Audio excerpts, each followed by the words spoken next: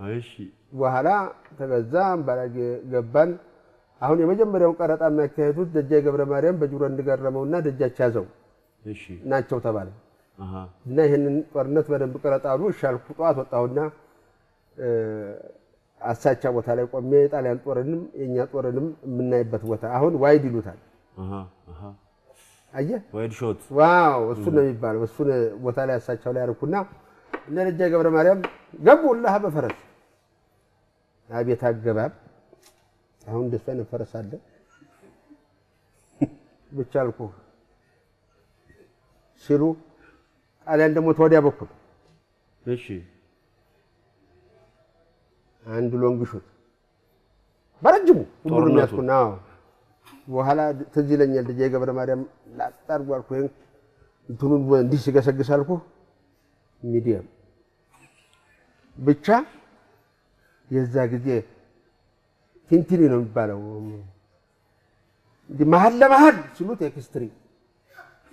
አረኩና አንድ ሎንግ ሾት አንድ ሚዲየም አንድ ኤክስትሪም አንድ ሎንግ ሾት አንድ ሚዲየም አንድ ኤክስትሪም በዚህ አለቀ አው ሰብስቤ ሰይጣን ቤት አሳየው እንዳለ ኤዲት ተደርጎ ምናምን አው ጨርሼ ማታ ሌሊቱን ጨረስኩ እንዴ ጧት ነው አልኩኝ ሲታይልህ ማይከሰኛል ደጃች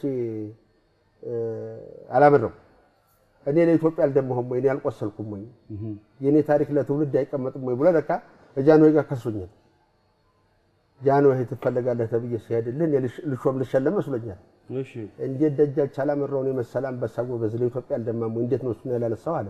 ይገባል ተብሏል እንደው ውጊያው ላይ አላወቁም ነበር እርሱ አልተባለም አላወቁም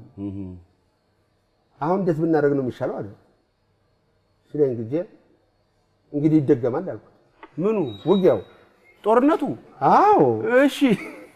ፊልም አይደለም እንዴ ቀረጣ እኮ ነው እሺ ይደገማል አልኩት እሺ ይሉሃል አለኝ ግድ የለህም ብለህ ተወልኝ እሱን ተነሳውና ጣሊያን ጦር ካምቤር አንድ ጊዜ ስጡኝ አለ የለም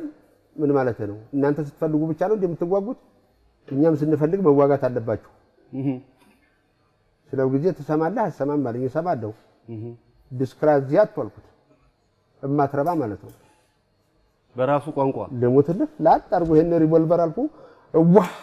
አርጓ አይተኩስም እሺ ተጀመረ ማለት አይደለም ጦርነቱ ደጃች አላመረው ገባ አልኩት አቤት ፍጥረቱ አቤት ችኮላ ለጦርነት አይመስልም እውነት ይላል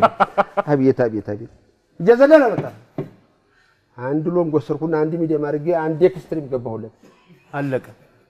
በቃ ጃንሆይ ጋር በዚህ ተታረቅን አሁን ካሜራ ብትል ትዝ ብሎኝ ነው